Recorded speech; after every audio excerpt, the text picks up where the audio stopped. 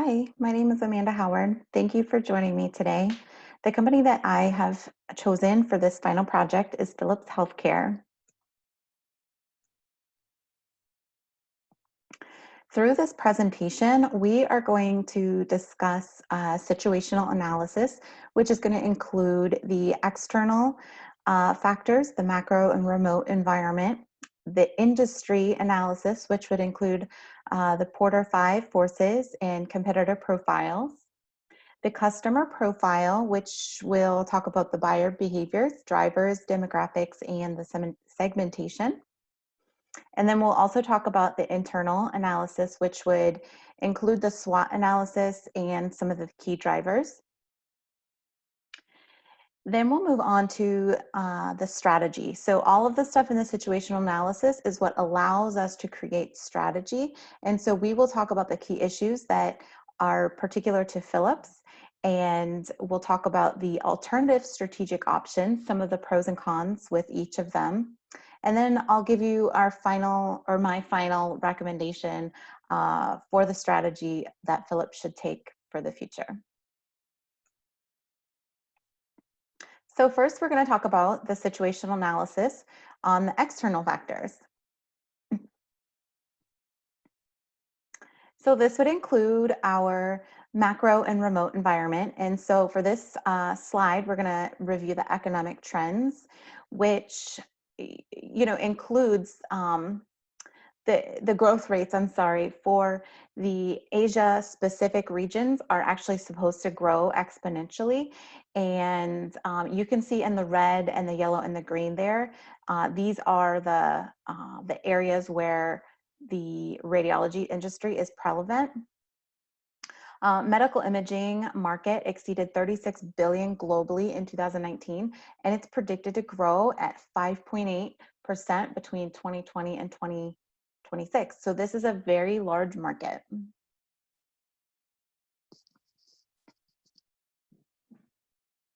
In the social trends, we have to look out for the CMS and Medicare because they're covering more than they used to, and their rules are always changing.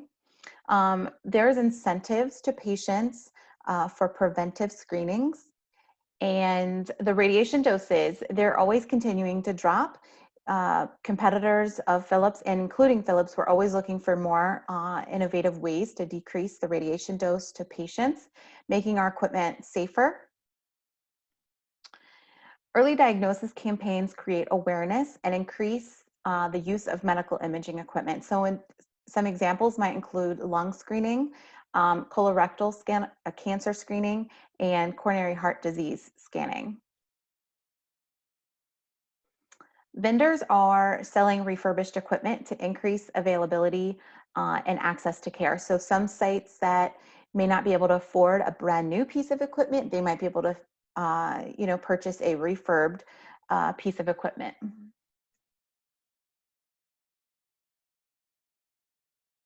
Continuing on again with the social trends, in this little graph here, you can see that 40% of the cancers through imaging can be detected early on. So like your breast cancer, your lung cancers, your prostate cancers, your colon and rectum cancers, those can be detected early on. And so this is, an area for radiology to grow.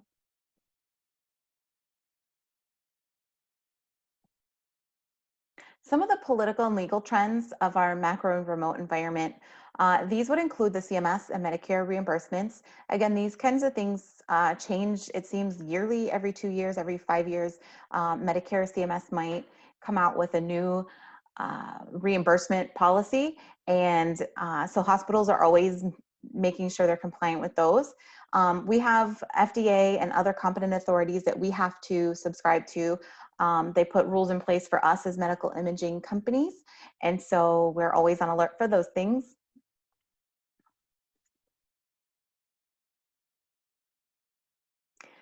Some of the technological trends would include artificial intelligence. This is like a big hype now with most things. Artificial intelligence is growing rapidly. Virtual reality is also a huge growth, and it allows for 3D image creation and surgery simulation, which is pretty cool. Wearables are in. I mean, everybody's got wearable watches and devices, and so um, excuse me. Some radiology trends are also going in that direction also. And so that's pretty cool. We have continued efforts again in radiation dose reduction.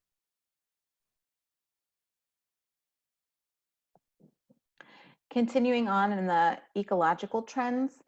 So we have buyback programs. So not only us, but other vendors as well will have buyback programs to eliminate the waste. And then, like we had talked about earlier, they'll refurbish those equipment and either resell it or donate it to a hospital or a cause or something. Sustainability has become very prevalent in the recent years. Most companies sign a sustainability pledge. I know Philips is #2 in sustainability of a Forbes list, which you'll see later on. Teleradiology services is another thing that can reduce the footprint. So it allows services to be done remotely instead of in the clinic or in the hospital.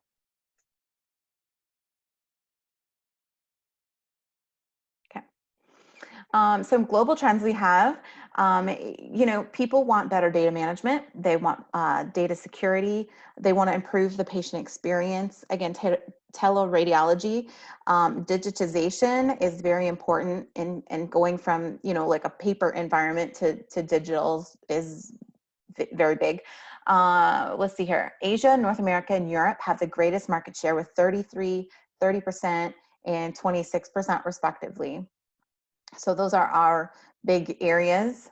In 2019, X-ray produced 36.6% of all revenue.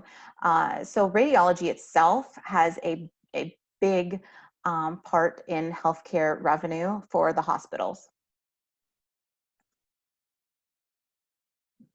In our situational analysis, we'll look at the industry review. Through this, I did the Porter 5 forces. The threat of entry is very strong for Philips. It's very favorable. The bargaining power of buyers is weak because we do have a lot of customers and they have a lot of choices. And the industry rivalry is strong. It's favorable for Philips. The threat of substitutes is neutral, and the bargaining power of suppliers is also neutral. So for the sake of time, I created this slide and one other slide to go over the key takeaways of the Porter 5 forces, and then more detailed analysis is in the appendix for the Porter 5 forces. And so for Philips, we've got the brand loyalty, which is favorable. We have a large large availability of a customer base, which means that the customers have lots of choice. They can choose many different things. We do have a strong, loyal customer base, which is favorable for us. There's fast and new technology advancements. And so sometimes that's a struggle trying to keep up with the advancements between the competitors. There's many substitutes of general equipment. And so this is not very favorable because, like I had said, there's a large availability of a customer base. And so because there's many options out there, they have, they can pick many different things.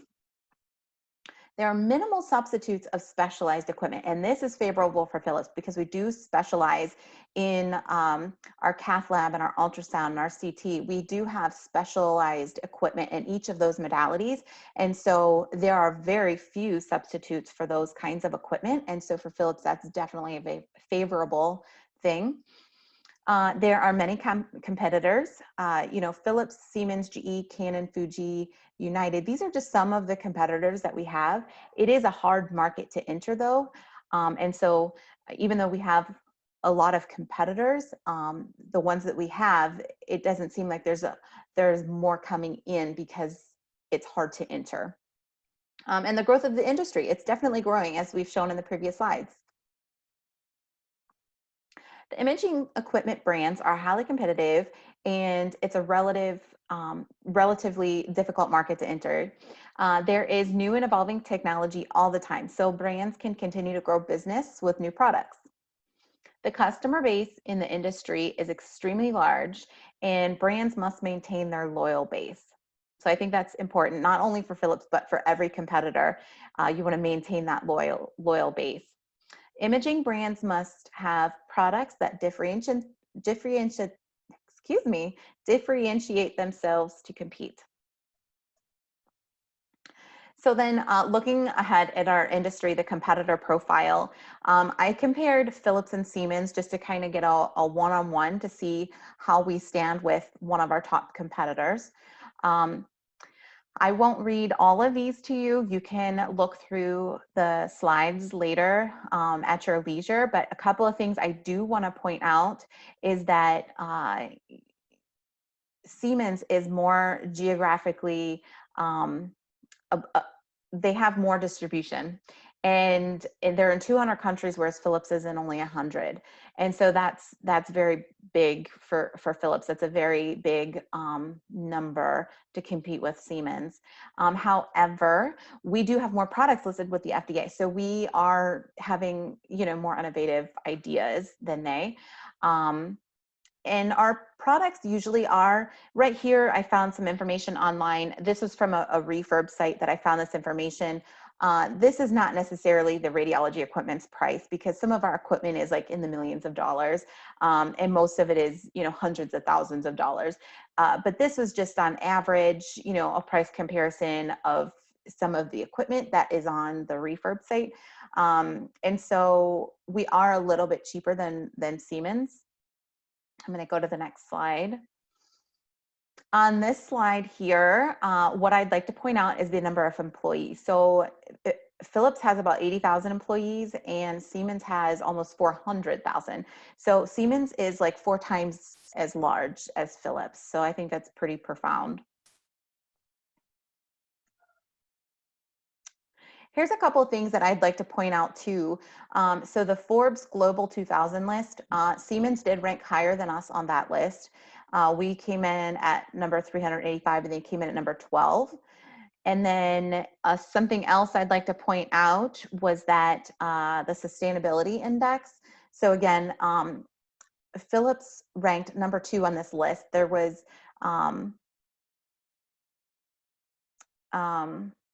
I'm sorry, I think there was, I can't be for certain now, I think there was 2,000 companies that were included in this statistic when I was looking it up, and they were ranked number 2 out of all 2,000 of these global companies. And then Siemens didn't even rank, so I think that was a pretty profound statistic. I created some perception maps, and a lot of the perceptions that I came about was from personal experience. I've been doing applications for 5 years, and so I've had years upon years of customer feedback, and reading industry magazines. I've been able to gather the information for this perception. And so let's see here. We have the competitors. We have Siemens, GE, Toshiba, Philips, United, Hitachi. So these are just some of the bigger brands that I used for the perception maps. On this first one, I compared, the cost to innovation, and Philips is highly innovative, and they're more, I guess they're less expensive than Siemens and GE, and they're seemingly higher innovative.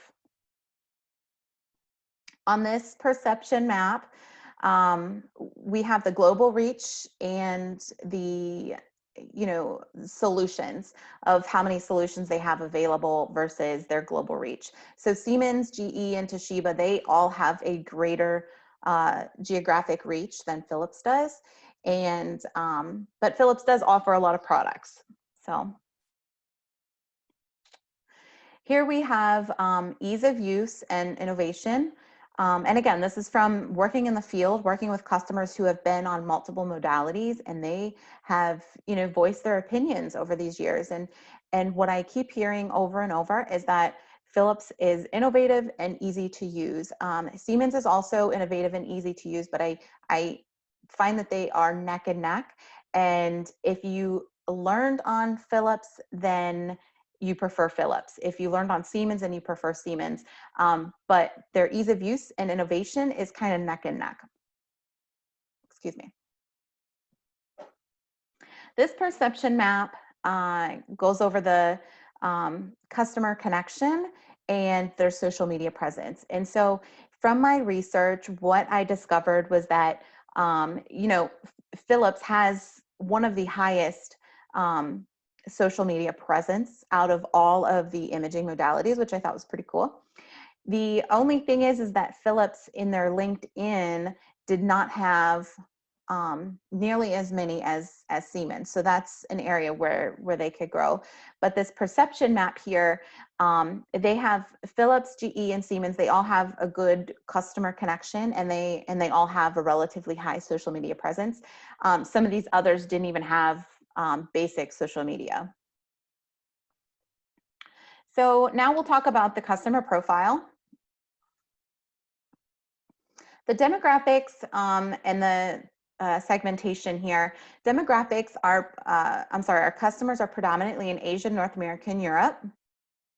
Our segmentation, we help hospitals, either large research hospitals or small and medium-sized regional hospitals and network hospitals and clinics, and zoos.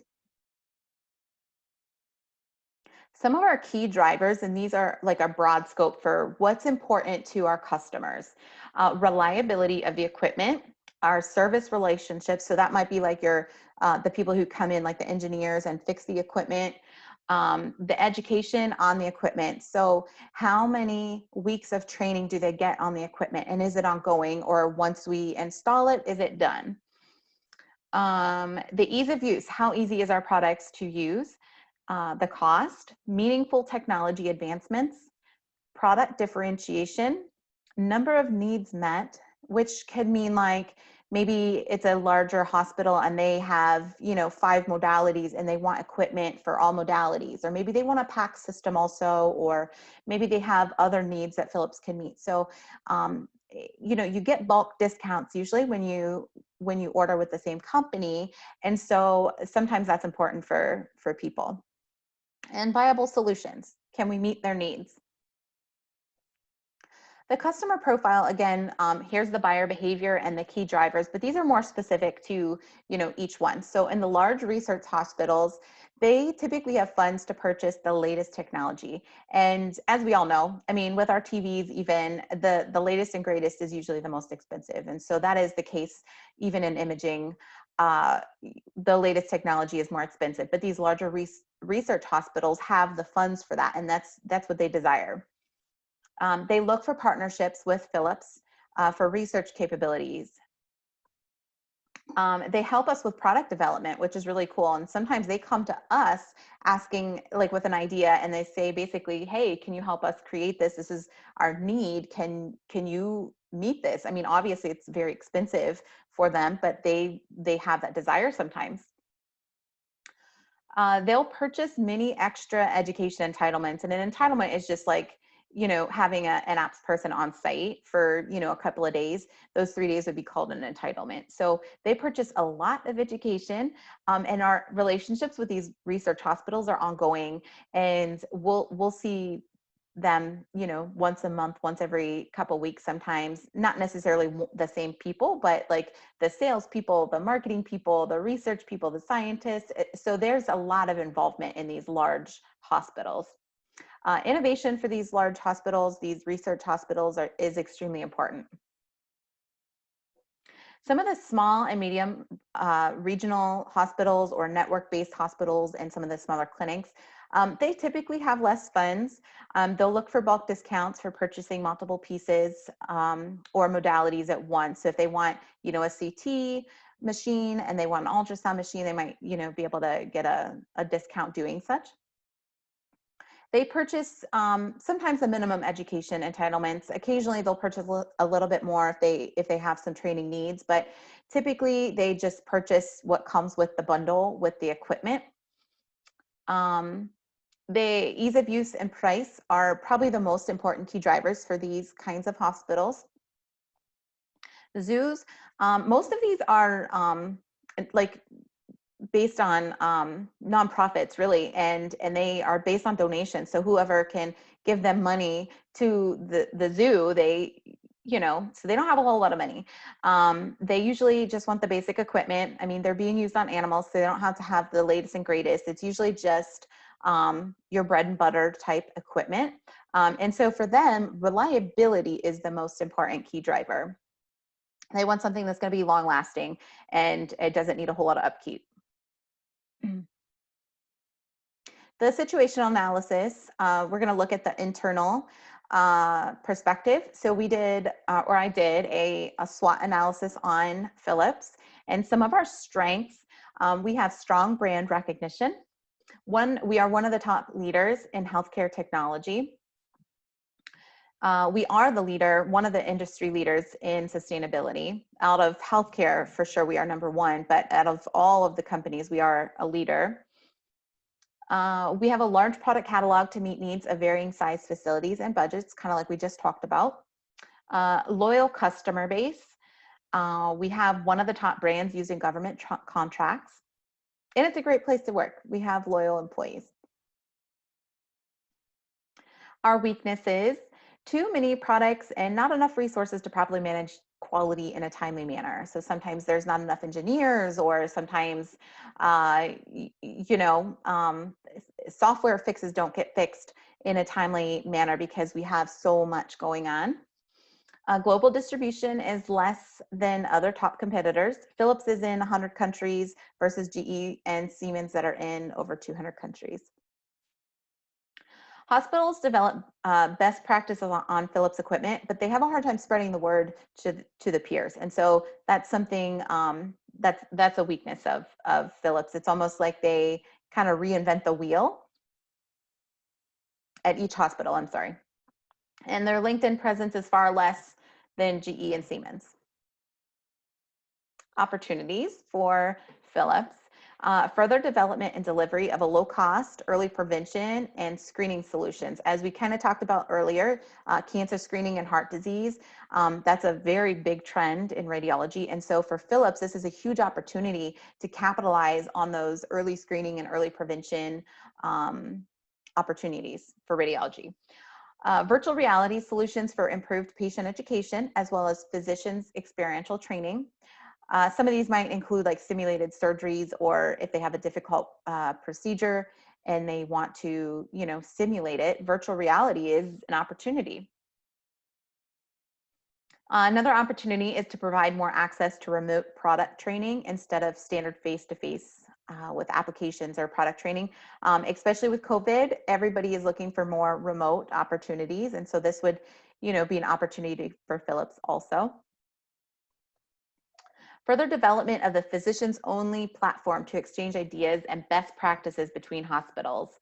So instead of putting in a new piece of equipment and those doctors at that hospital kind of reinventing the wheel, they could get together and collaborate with other physicians across the nation, across the world, and exchange best practices and best ideas, and further research in education, because the information is shared. So this is a great opportunity for Philips.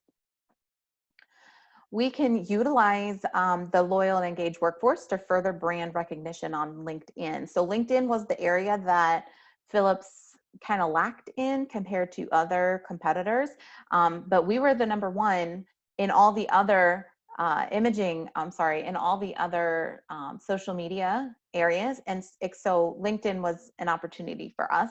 And because we do have a loyal workforce, I think this would be an opportunity for our employees to kind of engage more on LinkedIn.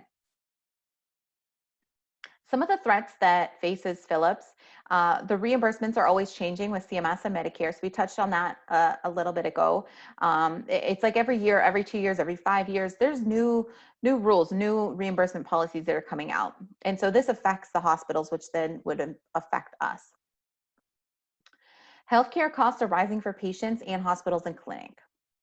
COVID-19 potentially to impact everything, such as our supply chain, the financial stability, reduced workforce because people are out sick or taking time off. Technology advancements by other leading healthcare companies like GE and Siemens. So we're always looking out for what our competition is doing.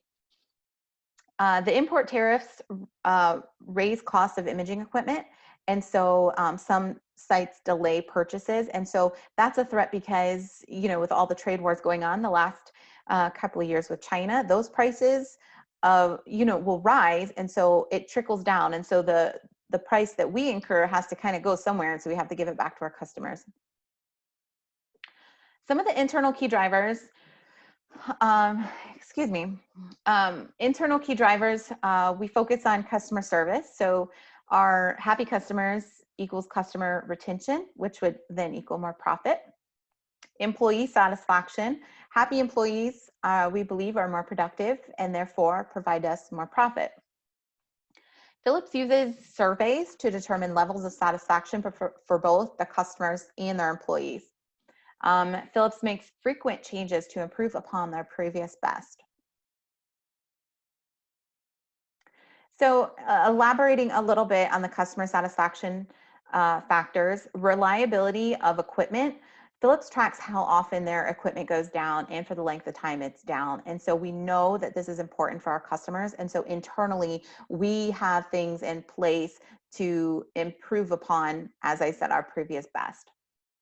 Our service relationships, again, they're important to our customer, and so they're important for us, and this is an internal thing for Philips. And so people who service the equipment, like make repairs, they have greater customer facing time with the customer than anyone. And so it's vital that these relationships remain healthy and thriving, and we'll check via surveys. The education on the equipment, again, this is how they learn and learn how to use the machine. And sometimes that can make or break a customer's experience and their satisfaction level. And so we are very aware of our education, and we want to make sure we have the right people in place for those positions. Some of the employee satisfaction factors. With loyal and happy employees, companies spend less time recruiting and retraining, which saves tons of money. Philips tracks employee satisfaction and engagement several times throughout the year.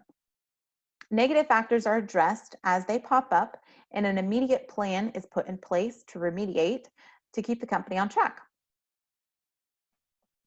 Philips is constantly improving upon its level of best.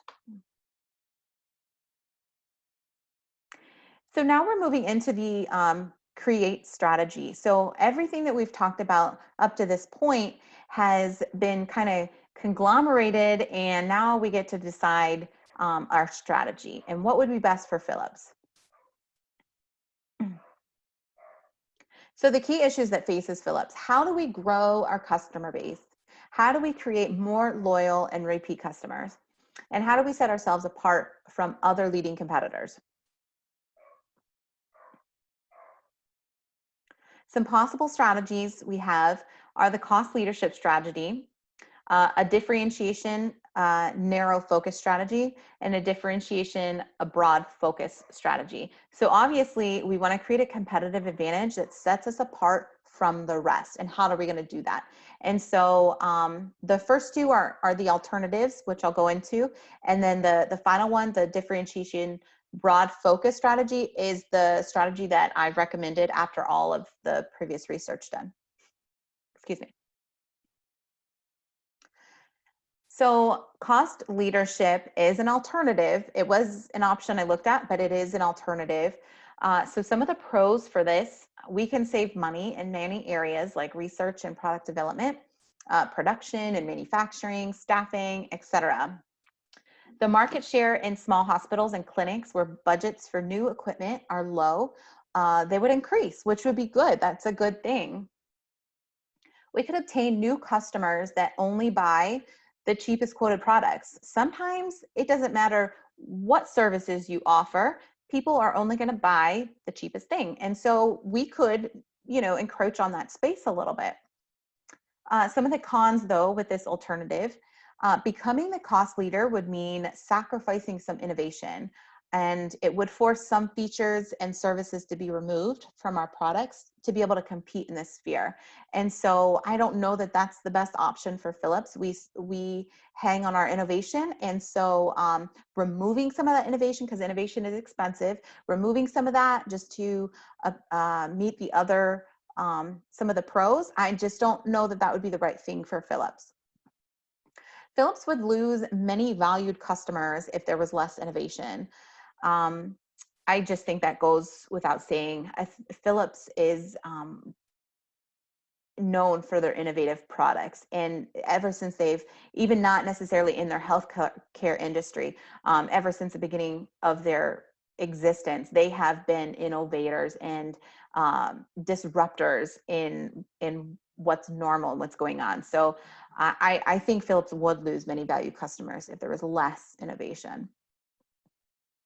Philips would constantly be reevaluating its cost position, and the lower budget buyers may not choose Philips the next time. Because there's no brand loyalty with the people who just buy the cheapest on the market, a competitor of ours could come up with something that's cheaper. And so those people would just go migrate to the cheaper option again. And so we don't really create the brand loyalty that Philips is really looking for. In alternative two, we looked at a narrow focus strategy. So some of the pros for this alternative, Philips can target niche markets in each modality. The niche markets will grow will grow loyal customer base. Philips can use market development and product development to stand out from the competition. Some of the cons in this alternative, though, niche market focus will abandon large market of bread and butter loyal base. And so that's where majority of our customer base is right now, is just your bread and butters. And what I mean by that, it's kind of like the middle of the highway. It's not like your super expensive equipment, but it's not like the cheapest either. And so we have a very loyal customer base. Product and innovation would have to occur faster, which is also very costly. But you'd have to maintain the competitive advantage in niche markets. And so when you're only focused on a small group of people that are only interested in a particular thing, the innovation has to constantly be happening over and over and over to maintain that loyal base in that niche market.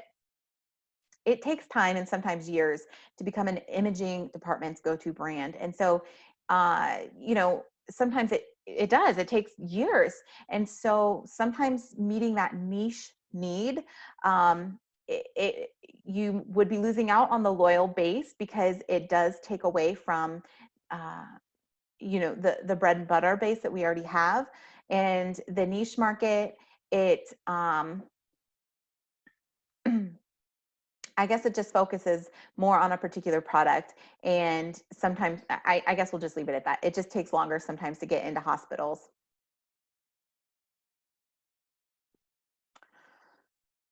So the recommended strategy. So I chose the differentiation broad focus strategy. Differentiation with a broad focus, it allows Philips to separate itself from competitors through innovation and services. Philips can accomplish this through product development and market development. It allows Philips to continue to meet the needs of its loyal base and expand its base by improving products and services. Some examples would include development in education services to meet the needs of remote learning in the pandemic, but would also be beneficial post-pandemic due to like customer staffing needs or new employees that come in. If they can't always get to Cleveland for their off-site training, remote opportunities would be really great for them. Faster turnaround time for repairs and maintenance. So if you have less downtime, the customers are definitely happy because they get to use their equipment more, and it means more revenue for the hospital. We are going to continue to develop the work on connecting the physicians across the globe for best practices and to further education and research. The other alternative strategies allow for the overall loyal base to deplete. And this is extremely hard to gain, and it would be terrible if we lost any of it. So this is the main reason why I think that differentiation broad focus strategy is the focus for Philips, is the strategy for Philips. Okay, so in summary, at Philips, we are striving to make the world a healthier and more sustainable through innovation with the goal of improving the lives of 3 billion people a year by 2030. By performing the situational analysis, which included the internal and external review, an industry review, a competitor profile, I was able to create a strategy that will bring Philips closer to their goal of reaching 3 billion people. So thank you very much for listening to my presentation. I hope you enjoyed it. And I have the appendix listed here. It just contains the 5 courses, and that is available in the PowerPoint presentation that will be sent out. Thank you very much. Have a good afternoon.